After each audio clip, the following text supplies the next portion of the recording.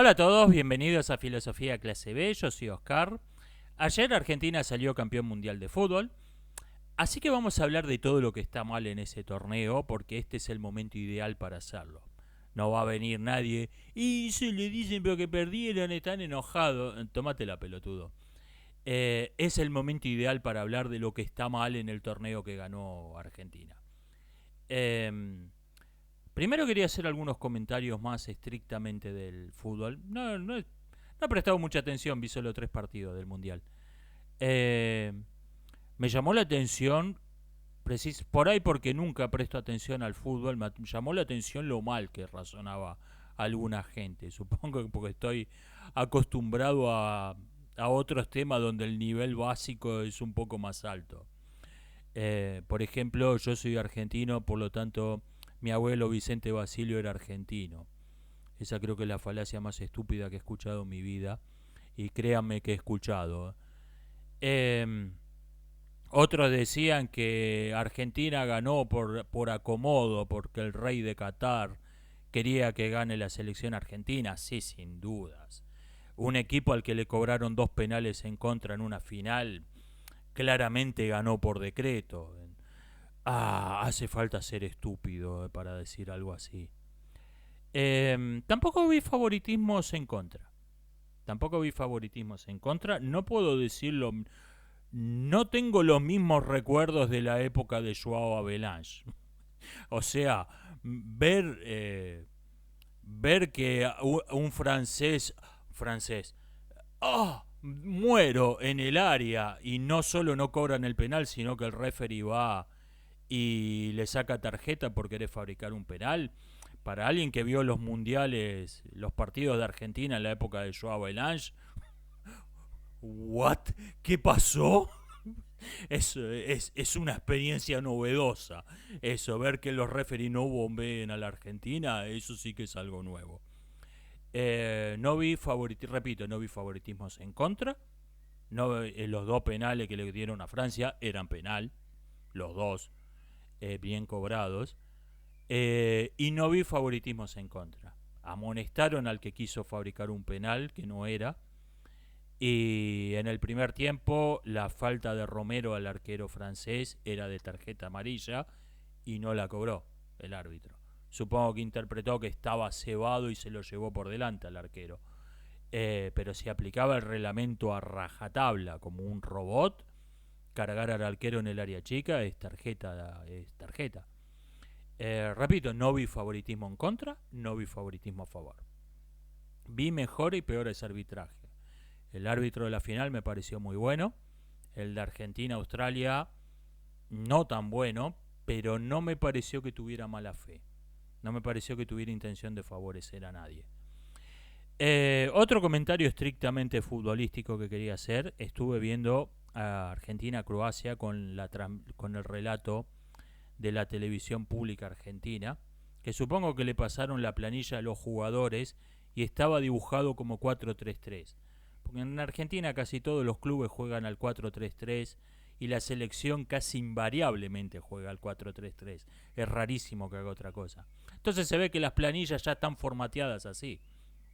Tienen la línea de 4-3-3 y se lo pasaron así a los relatores, que eran 2 relatores de fútbol, uno haciendo el relato tipo radio, otro tirando estadísticas y información secundaria, y tenían ahí una estrella del fútbol femenino porque es la televisión pública, y decían, bueno, Argentina juega al 4-3-3 y eh, bueno, la línea de tres, los 3 delanteros de Argentina han retrocedido a defender y el cambio es para reforzar la línea de 3 del medio. En ningún momento se dieron cuenta, nunca, que Argentina jugó contra Croacia 4-4-2. Todo el partido, los 90 minutos. No cambió de formación nunca. Jugó el 4-4-2 de principio a fin. Nunca se dieron cuenta. A ver, yo tampoco soy un carajo de fútbol. No me interesa a mí tampoco. Pero tengo un canal llamado Filosofía de Película. Si viviera hace 10 años del fútbol, me hubiera calentado por aprender un poquito. No digo mucho, un poquito. Ah, tremendo. Bueno, vamos a comentar lo que está mal en este torneo. Nadie me puede acusar de que estoy hablando porque estoy enojado. Sorprendido, sí, sin dudas. Eh, yo creí que... ¿saben qué? Comenté que este equipo no me parecía ni por casualidad un equipo con posibilidades de llegar a la final. Eh, yo creo que lo que interpreté como debilidades resultaron ser la fortaleza del equipo. Yo lo que estaba viendo que era un equipo grande, con una edad promedio de las más altas de todos los seleccionados y con un capitán de 35 años. Yo dije, este tipo no tiene ninguna chance de llegar a una final. Pero en realidad eso resultó ser una fortaleza, porque no hubo, no hubo ningún puterío en este mundial. No hubo peleas de jugadores con camarillas de jugadores que se pelean con el técnico, jugadores que se pelean por quién aparece en la tapa del gráfico. Tienen otra mentalidad, otro chip en la cabeza. Tipos como Di María, como Messi, están jugando con un botín en una pierna y una zapatilla en la otra. Están más medio retirados. Entonces tienen otro chip en la cabeza. Y eso creo que compensó las desventajas de que, por ejemplo, en el minuto 80 Francia te pasa por encima porque están agotados. Esa desventaja sin dudas existe, pero creo que tuvo unos puntos favorables que compensaron. Un buen equipo no es un amontonamiento de buenos jugadores. Y yo creo que Argentina tuvo en 2022 algo que no tuvo en 2018 ni en 2014. Un buen equipo. Eso no lo había tenido buenos jugadores en los mundiales anteriores. En esta tuvo un buen equipo. Por ahí no tan buenos jugadores, pero un buen equipo. Ahora sí, vamos con el tema. Había comentado el tema de la ronda de eliminación directa, que va a ser todavía peor en el mundial que viene, pero después me enteré de algo mucho peor, que yo no sabía, que era el tema de Francia Sociedad Anónima.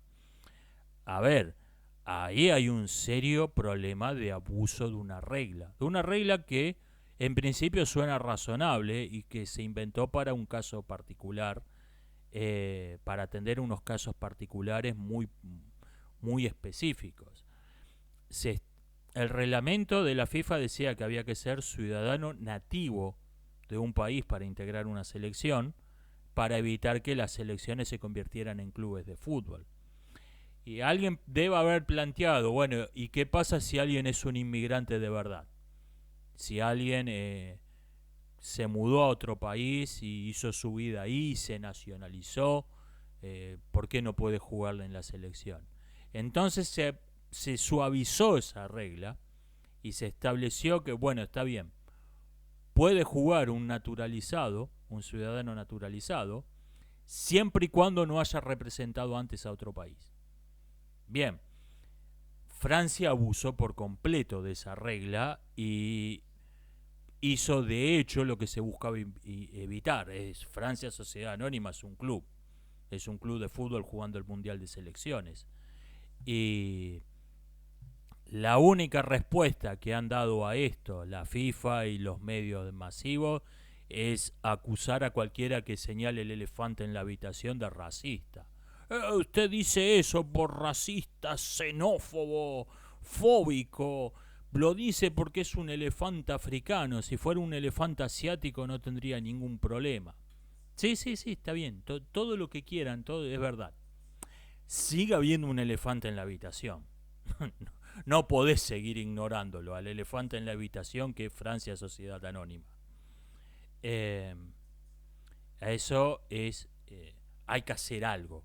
O bien va a haber que ser, o para jugar en una selección va a haber que ser ciudadano nativo, aunque eso va a perjudicar, va a ser una injusticia para algunos jugadores, o va a haber que poner un límite de edad.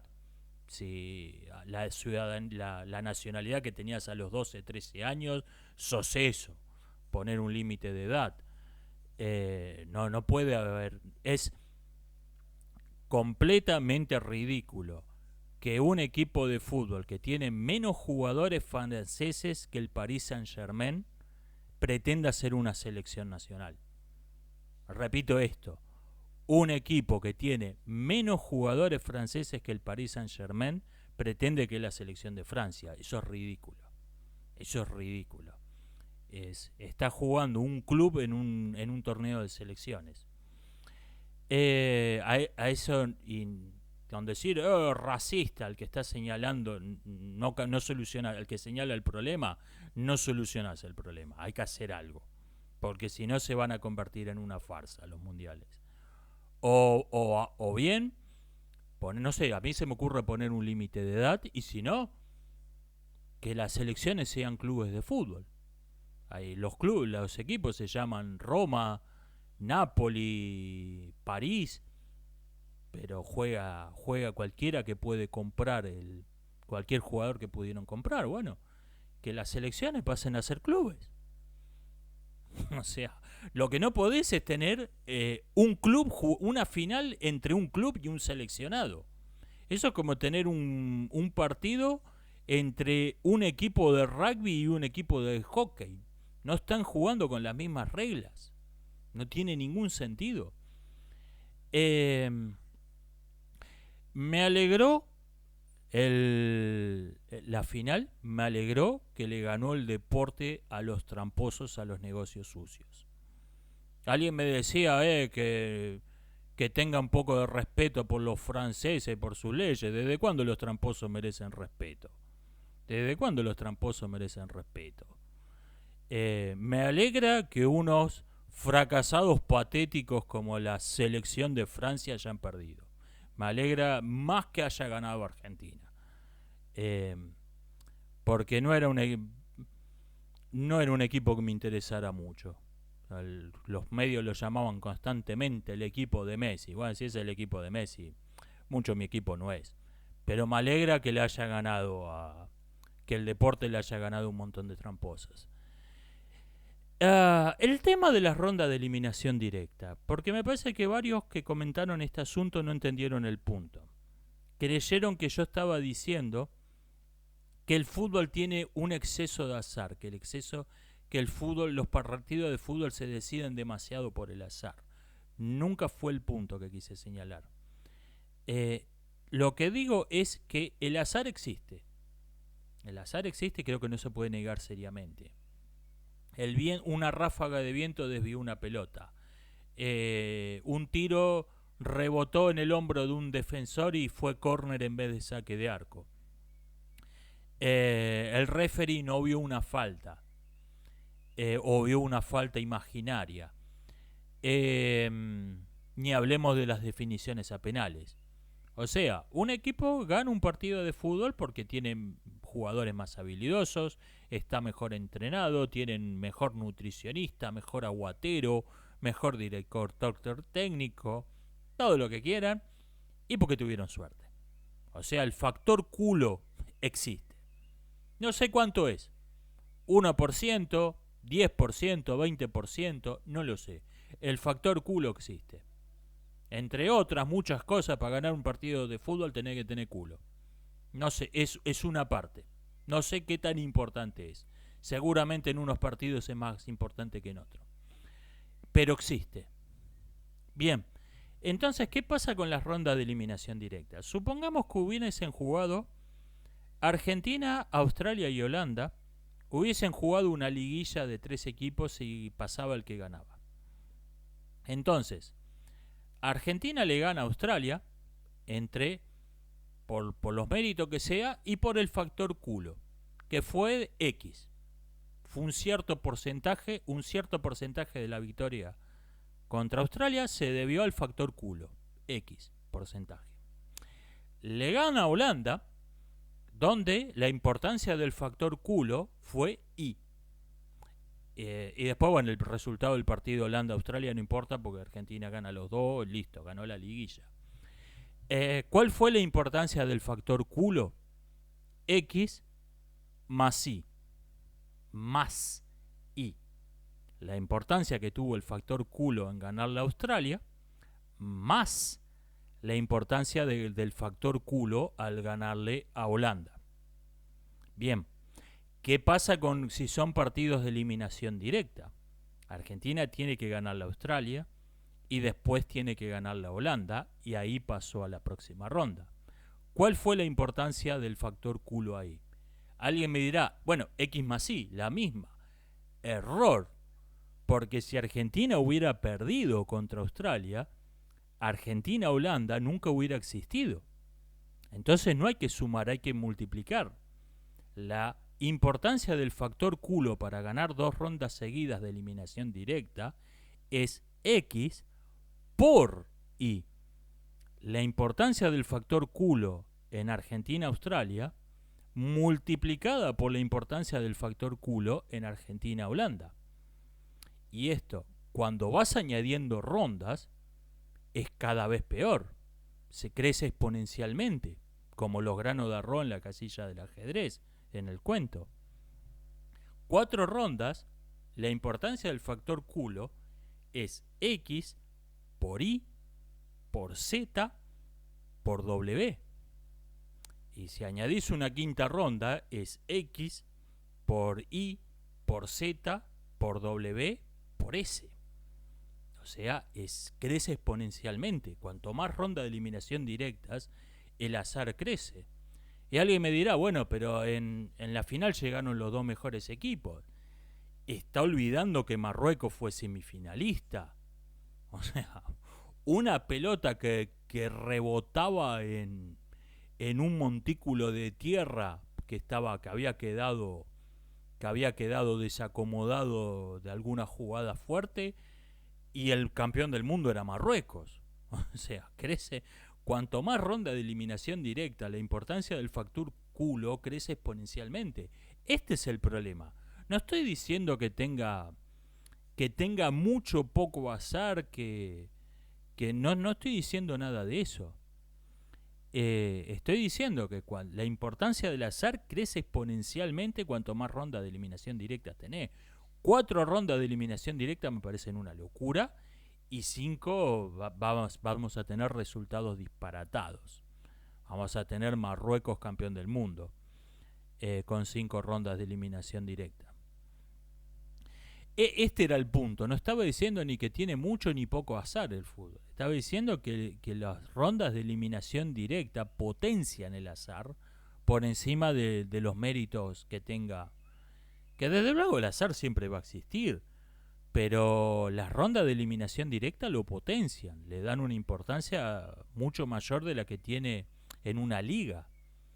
En una liga podés tener alguna sorpresa, pero fíjese, por ejemplo, en Argentina, donde hay 4 equipos fuertes, creo que hay 2 campeonatos que no los ganaron uno de esos 2 equipos.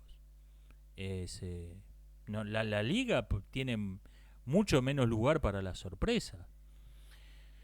Me preguntan qué pienso de un pelotudo que anda haciendo videos en YouTube con cámara oculta. YouTube es una plataforma para compartir videos hechos por pelotudos para pelotudos. No nos damos cuenta que canales que hablan de Nietzsche son una ínfima minoría. A mí me hacen reír algunas personas que les sorprende que tengo una cuenta en Wattpad y no que tengo una cuenta en YouTube. Lo que pasa es que cuando yo creé una cuenta en YouTube ya había tipos como Polizón y Náufrago, La Fonda Filosófica, ya había gente haciendo contenido de calidad muy superior al mío. Pero en Wattpad no. Por ahí llama la atención. Pero no se dan cuenta de que ese contenido es muy minoritario. Es un contenido que pocos canales para un público de culto, para un público de nicho. El YouTube es una plataforma para pelotudos haciendo cámara oculta. Es eso. Es como sorprenderse de que en un basural haya mucha basura. ¿Para qué te crees que es?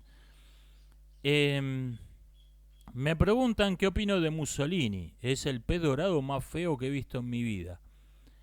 Me dicen que comenté que la poligamia era es una institución que desvaloriza a las mujeres. Me dicen que he visto que este es el caso, pero no entiendo cuál es la relación. Cuando una persona puede casarse, entre comillas, con más de una persona del otro sexo, estas están siendo vistas como una posesión y no como una unión entre pares. No está vista como una unión de dos personas, está vista como algo análogo a la esclavitud, está viendo como una persona que compró a otra. En algunas sociedades, yo para empezar, yo niego que la institución del harén sea análoga al matrimonio. Creo que poligamia es neolengua de la Edad Media, es un término que está negando cuál es la verdadera realidad.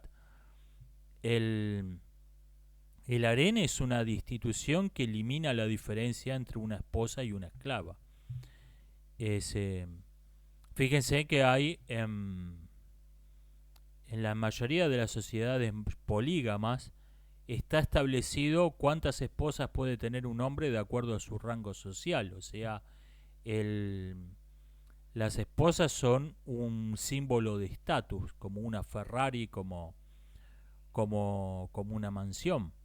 No son vistas como personas. Y esto es algo intrínseco en la institución de la poligamia, en la institución del harem. No es, no es algo accidental. Fíjese hasta qué punto será esto así, que hay harenes que no... hay harenes donde el propietario, el jefe del harén no era un hombre, fue una mujer, un elefante, un caballo o, o un dios, un personaje ficticio puramente simbólico. ¿Por qué? Porque en esencia un harén no es una forma de matrimonio, es un conjunto de mujeres que son propiedad del Estado. Eso es un harén. Eh, no, repito, hay que sacarse de la cabeza el término poligamia, como si fuese algo análogo a la monogamia. Esto es neolengua de la Edad Media. Me dicen sobre la ética consecuencialista. El problema con los principios sería la ética consecuencialista. Me dicen que sería algo bueno para evitar caer en una utopía. Es que yo creo que el idealismo no es. El idealismo no se rige por principios. Las utopías no se rigen por principios. La ética. La utopía es algo, bueno, queremos crear el país perfecto, queremos crear la sociedad ideal. ¿Y cómo lo van a hacer? Es secundario. Platón, el primer utopista y según algunos autores el primer totalitario, lo que hizo fue ir a comerle la oreja a un tirano. ¿Cómo se crea la sociedad perfecta? Es irrelevante. Yo creo que el utopismo es consecuencialista. El utopismo no se rige por principios. Me dicen que el mejor argumento en contra del consecuencialismo es que para juzgar una acción por sus consecuencias tendríamos que conocer las consecuencias y el mundo real es muy complejo para esto. Es un argumento interesante. Es un argumento interesante. Yo creo, de todos modos, yo creo que el principal argumento en contra es el que comenté en el video anterior, que quien se rige por una ética de las consecuencias no está teniendo en cuenta las consecuencias de regirse por una ética de las consecuencias. Yo creo que ahí es donde hace agua esa doctrina. Me dicen, el determinismo causal sí implica el fatalismo. Sí, si conociéramos la posición de cada átomo en el universo. En la práctica podemos ser deterministas causales y comportarnos aceptando el libre albedrío basado en el escepticismo acerca de nuestra capacidad para comprender lo que va a ocurrir, para predecir las consecuencias de las acciones. El fatalismo yo creo que implica necesariamente alguna forma de profecía del futuro, sea pseudocientífica, el determinismo histórico marxista, la singularidad de los transhumanistas, el cambio climático, la sobrepoblación de los maltusianistas, todas profecías disfrazadas de predicciones, toda pseudociencia. O con algún tipo de teoría mágica sobre analogías en el universo, la astrología, la adivinación viendo vísceras de animales. Yo creo que el fatalismo implica los oráculos. El fatalismo implica la idea de que podemos conocer el futuro de algún modo y conociéndolo no lo podemos cambiar.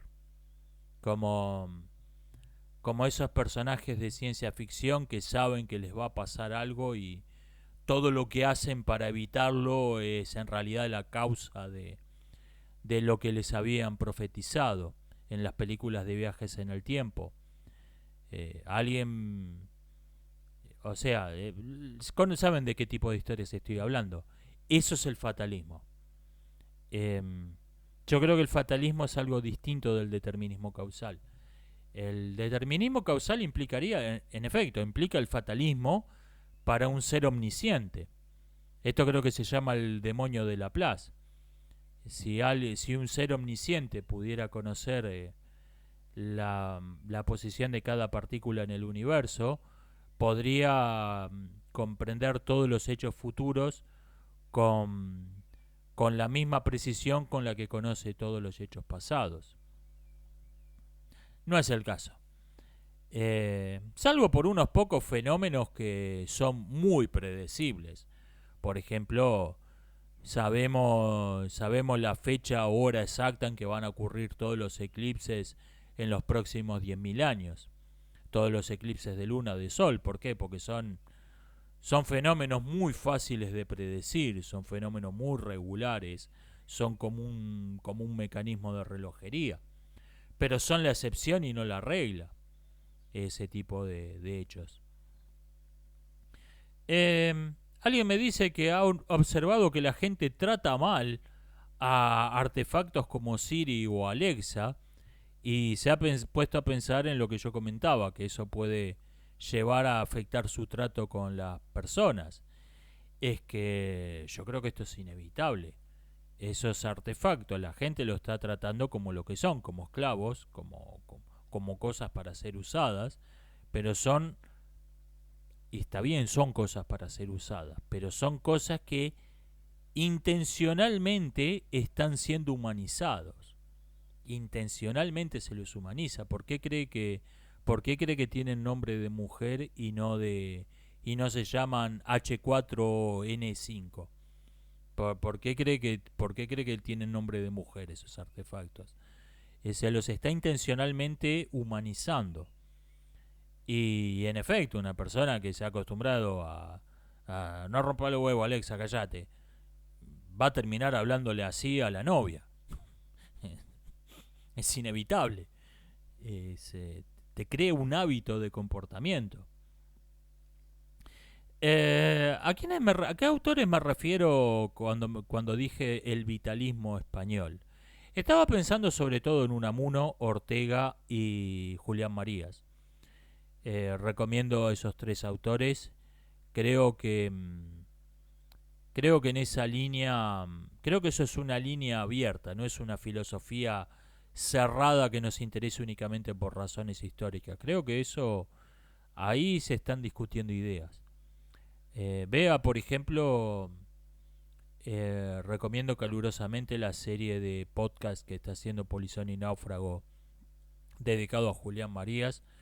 Creo que ese es un buen punto esa es una buena puerta de entrada para los autores vitalistas españoles. Me dicen, ¿por qué señalé que Word te marca en rojo el voceo y no insultos raciales? No entendieron cuál era el punto de esto. A ver, yo no creo que un corrector ortográfico tenga que enseñarte a buen pensar, a buen hablar, que tenga que ser el diccionario de neolengua. Yo no pienso eso. Yo creo que si un insulto racial se usa, es una palabra como cualquier otra, e incluso debería tener una definición. Si haces clic, te debería dar una definición de diccionario. Qué sé yo, boliguayo, argentinismo, término peyorativo para referirse a los descendientes de aborígenes. Totalmente neutral, como te da una definición como cualquier otra palabra. Ahora, Word, Microsoft no piensan así.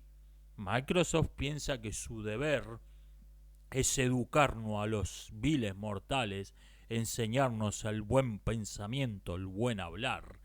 Hablan neolengua, no seas viejo parlante. Esa es su mentalidad. Y sus criterios son bastante curiosos. O sea, con esa mentalidad, lo que te señala en rojo es muy curioso. Sus criterios son bastante extraños. Que no sé si se les cayó ese día, se levantaron apurados, no se acordaron de ponerse la careta o qué les pasó, pero sus criterios son bastante extraños. Si alguien dice, no, nosotros, como la Real Academia Española te dice, nosotros registramos el lenguaje como se usa, no hemos venido a arreglar el mundo, perfecto. Lo único que les criticaría es que en algunas ocasiones no han seguido ese criterio.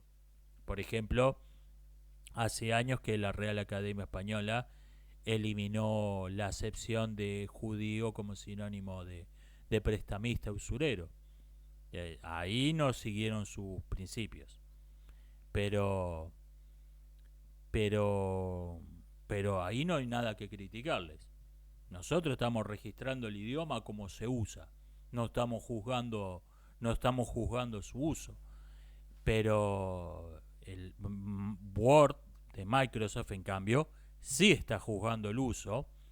Y los criterios de lo que es buen pensamiento y lo que no lo es bastante curioso. Es bastante extraño. Alguien me dice sobre el tema de que las películas lo que quiere el público woke y lo que quiere el público anti-woke. Alguien me dice, los anti-woke no nos oponemos a lo nuevo, no, simplemente rechazamos lo malo o lo que es una falta de respeto. Los números de taquilla no muestran esto. Películas mediocres como Ghostbusters Afterlife o Top Gun Maverick fueron éxitos porque son orgías de nostalgia, las dos, y películas como Amor y Monstruos de 2020 pasó completamente desapercibida, y una de las mejores secuelas que he visto en mi vida, que es Blade Runner 2049, fue un fracaso. Así que los números de taquilla no muestran esto. Los números de taquilla muestran que vos mandate una orgía de nostalgia y el público va a ir a verlo, va a aplaudir.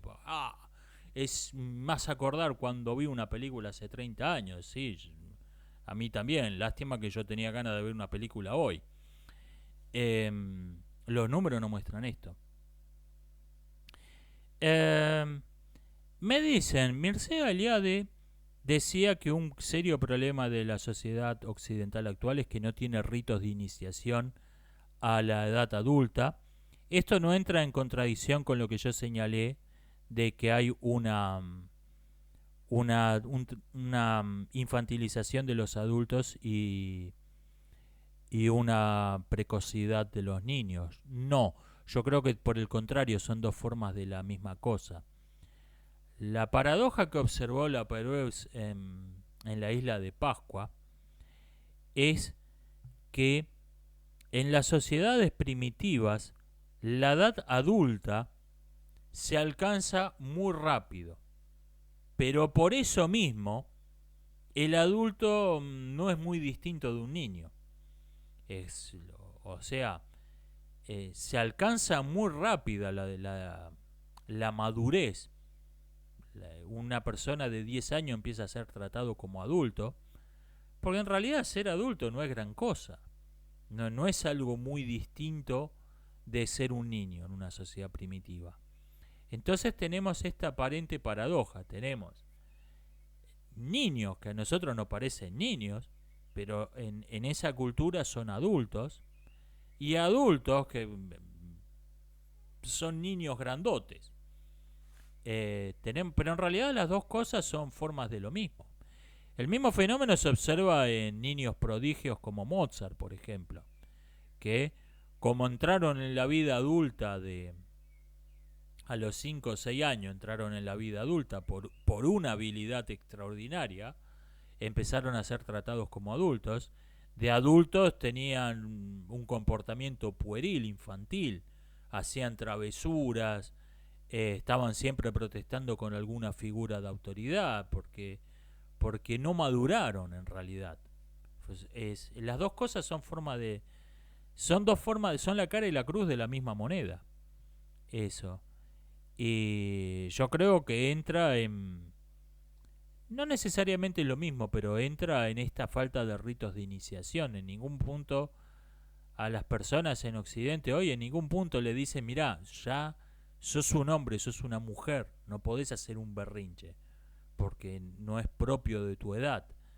Y eso creo que eh, rituales como los cumpleaños de 15, en el caso de las niñas, eh, el servicio militar en los varones, yo creo que tenía, independientemente de lo que uno piense de esos rituales de iniciación, creo que marcaban, eh, marcaban una diferencia.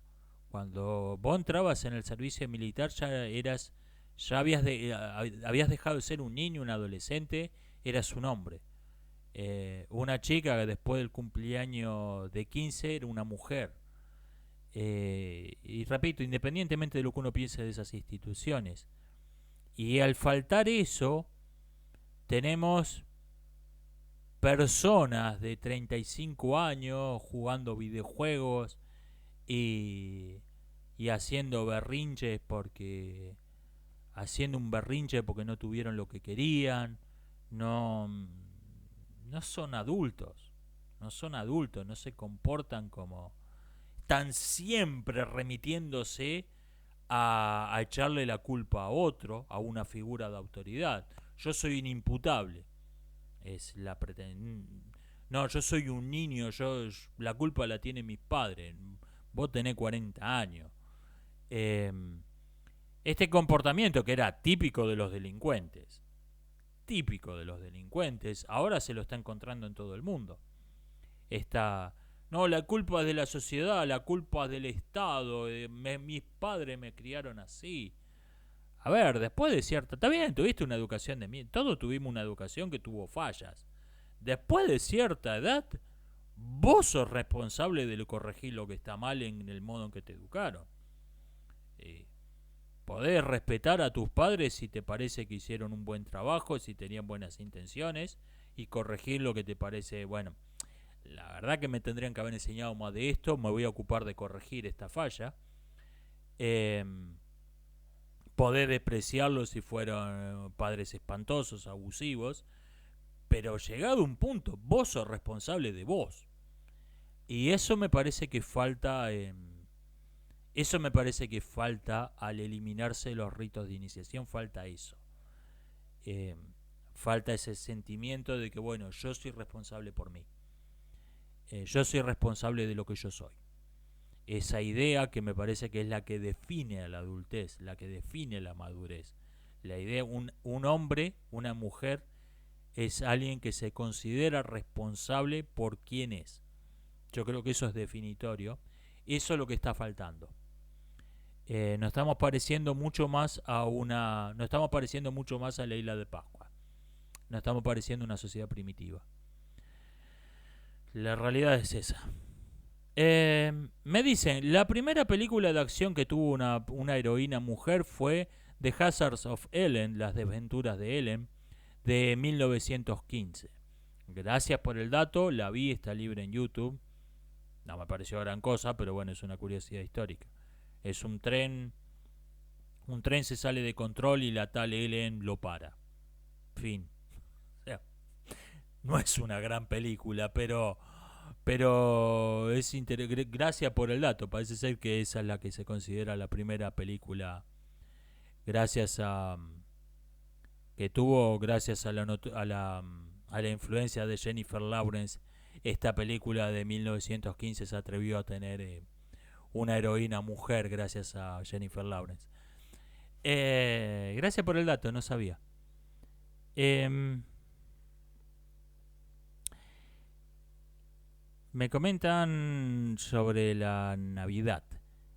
Vea, yo veo un problema con la Navidad actual, con la que seguimos llamando la fiesta de Navidad. Y es que no se celebra nada en esta fecha. Yo no tendría problema, así como las fiestas de Saturno, en algún momento, cuando la gente dejó de creer en Saturno, empezaron a llamarse Navidad y a decir que lo que se festejaba era el nacimiento de Jesús de Nazaret. Bueno, si la gente dejó de creer en la religión cristiana y me dicen, bueno, el 25 de diciembre vamos a festejar el descenso del cielo de Makemake. Bueno, o sea, yo creo tampoco en Makemake como en Jesús, como en Saturno. Me da lo mismo. Yo lo que noto es que, a diferencia de la transformación de las Saturnales en la Navidad, con el ascenso de la religión cristiana y la decadencia de la religión capitolina, yo lo que noto es que hay una fecha en el almanaque donde ha quedado la costumbre de festejar algo, pero no se celebra nada. Es un hueco, es un vacío, es una fiesta, es un fetichismo de una fiesta, es una fiesta en honor a sí misma. Y yo creo que este es el problema con el ateísmo. El ateísmo es esencial y estrictamente negativo. El ateísmo no crea nada. Necesitamos una filosofía que rechace al teísmo, que no sea teísta, que sea ateísta, pero que no sea un mero ateísmo. O sea, el ateísmo es simplemente la ausencia del teísmo, no es otra cosa. Y lo que estamos teniendo en nuestra cultura es una filosofía atea, o sea, una filosofía que rechaza el teísmo. Y nada más. Y nada más. No hay nada que reemplace. No una filosofía que reemplace el teísmo. Que sea algo nuevo, que cree algo nuevo. Y esto creo que se está notando, se nota en la fiesta que seguimos llamando Navidad. Se nota esto. Me pregunta qué pienso de Howard Hughes. La verdad no conozco su vida por fuentes fiables. Vi Los Ángeles del Infierno, me pareció que estaba bien. No es una película que me haya volado la cabeza. Vi Aviador, donde Leonardo DiCaprio hace de Hughes. Me pareció una muy buena película. Pero repito, lo conozco por una película de él y por una película sobre él. No leí una biografía, no tengo información confiable. Parece haber sido un tipo bastante raro. Pero más que eso no puedo decir. Me dicen que Asimov en sus cuentos en la década del 50 y 60 defendía la energía solar. Sí, en esa época sonaba como una buena idea. O sea, el problema es que hoy sabemos que es algo, hoy sabemos que es contaminante, algo que tomó desprevenido a todo el mundo. Es increíblemente contaminante los paneles solares y es terriblemente ineficiente. Hay un modo menos estúpido de usar la energía solar, que es dirigiendo los rayos solares a una torre central usando espejos eh, y calentando un líquido dentro de la torre. Eso es bastante eficiente y no requiere fabricar unos paneles solares que contaminan medio continente cada panel. Ese es un modo menos estúpido de usar la energía solar. Muy útil en algunos lugares muy específicos. Kuwait se está tratando de pasar completamente a... Está tratando de ser totalmente autónomo, de basarse en energía solar. ¿Por qué? Porque tienen un sol que pega todo el año durísimo y tienen tierras totalmente inútiles que no sirven para otra cosa. Entonces, bueno, vamos a llenar esto de torres y espejos. Tiene sentido. Pero es algo que sirve para muy pocos lugares. Repito, en la década del 50-60 sí sonaba como una buena idea. Hoy sabemos que no lo es. Me preguntan qué pienso de la fusión nuclear. Voy a tocar el tema en el próximo leyendo las noticias. Se logró por primera vez generar más energía de la que se gastó en... Voy a decir brevemente esto. Se logró generar más energía de la que se consumió en generarla. Lo cual únicamente tenía interés teórico, pero no tenía sentido gastar más energía de la que generás. Ahora, bueno, se generó más energía de la que se empleó. Sin embargo, para ser económicamente viable, tienen que generar 10 veces la energía que se usa para poner en marcha la fusión nuclear, si no, no es económicamente viable. Pero ese es un avance importante. Me dicen que alguien programó una IA para hacer panqueques, operaba un robot que hacía panqueques, y la premisa era impedir que los panqueques cayeran al suelo. Y la IA encontró el modo más eficiente de hacer eso. Lanzó los panqueques con toda su fuerza y los pegó al techo. Bien. Éxito rotundo. Estos problemas son muy comunes. Un programador lo llamó estupidez artificial y es algo muy difícil de evitar porque nosotros en nuestro día a día damos por sentado un montón de creencias de sentido común que nunca las pensamos conscientemente. Y si tenemos que hacer un programa cuando decís impedir que caiga al piso, estás pensando que caiga, pero que caiga en la sartén. Ese postulado tácito se te olvidó ponerlo en el programa. Porque generalmente, como es obvio que lo que querés es que caiga el panqueque, que no caiga al piso, quiere decir que caiga la sartén, no que quede pegado en el techo, no lo metiste en el programa. Este es un problema. Los 5 postulados clásicos de la geometría de Euclides son en realidad solo una parte de los postulados que está usando de hecho Euclides. Esto, el matemático, se me ha olvidado el nombre, el del Hotel Infinito, el de la paradoja del Hotel Infinito. Un matemático famoso se dio cuenta de que en realidad Euclides estaba usando más postulados, que no menciona explícitamente, los da por sentados, y dijo que en realidad la geometría de Euclides tiene 23 postulados básicos. Algunos han añadido más, otros han dicho que son menos, que algunos son superfluos, pero pongámosle 23. El asunto es que tiene mucho más postulados de los 5 que enuncia Euclides. Y esto es algo que cuando estás programando una inteligencia artificial te vas a dar cuenta que se te pasaron cuando el robot pegó los panqueques al techo. Y esta tecnología se está usando para conducir automóviles, para tomar decisiones que involucran asuntos de vida o muerte. Y, y podemos encontrarnos casos de estupidez artificial que te creen un Chernóbil. Es un asunto. Me dicen, ¿qué tendríamos que hacer si contactamos una civilización pre-bronce? No sé si se refiere a otra especie o a humanos que todavía no estén en la época de la era del bronce. Todavía quedan unas 100 poblaciones primitivas que no han sido contactadas alrededor de entre Brasil, Nueva Guinea y algunos lugares más. Todavía hay gente que no ha sido contactada, que está viviendo en la prehistoria. Aunque suene raro esto, pero es el caso.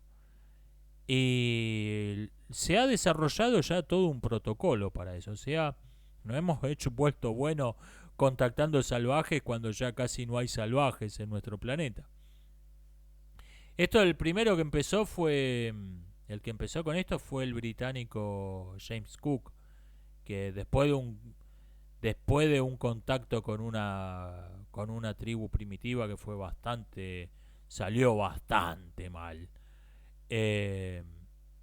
estableció un protocolo. Bueno, no, esto no se puede volver a repetir. Y estableció un protocolo de quién iba a ir adelante, quién iba a ir detrás.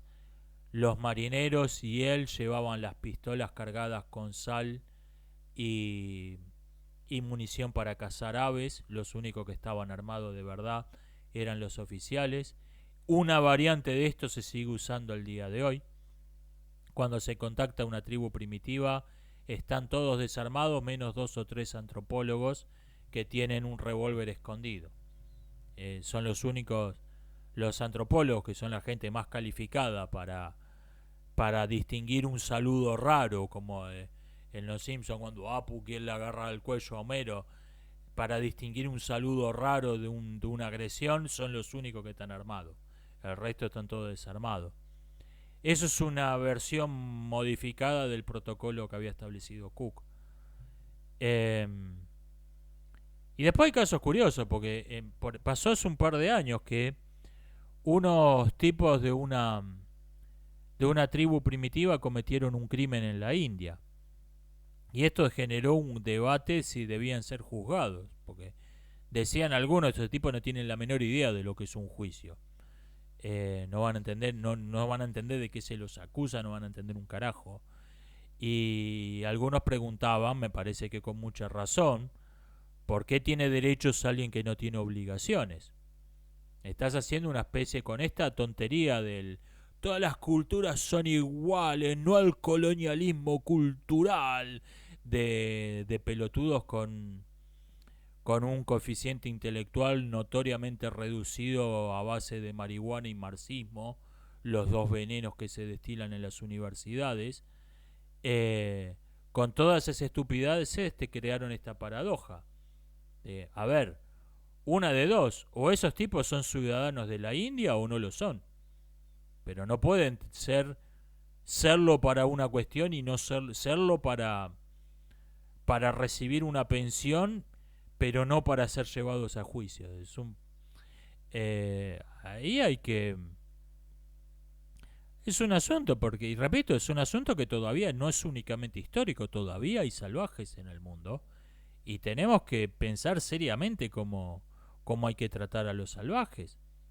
Un salvaje puede ser juzgado por un crimen, por una ley que no entiende, aplicada por un estado del que no sabía que era ciudadano. Y si no, ¿se puede ir con una ametralladora y cargarse a todos esos tipos? Es un tema complejo. Es un tema complejo del que se están diciendo únicamente estupideces se publican hace años. La única gente fíjese que la gente que tiene que enfrentarse con un problema práctico real tuvo que ir a leer qué hizo el Capitán Cook en el siglo XVIII, porque desde entonces nos han escrito más que pelotudeces. Y es un asunto que tiene que ser, es un asunto que todavía tiene importancia. Es un asunto que todavía tiene importancia.